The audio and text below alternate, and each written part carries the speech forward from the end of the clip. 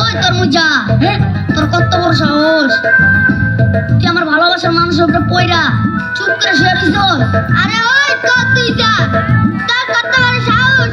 তুই আমার ভালোবাসার মানুষের নিয়ে বাজে কথা কস। ওই তরমুজা, কামটা কিন্তু ভালো হইতাছে না। আমি কিন্তু তোরে খায় পালামু। ওই আমি কি বসে আঙ্গুল চুষুমনে মানে চামচা? কি কইলি তুই? তবে রে এইখানে থাকে নিরাপদ না।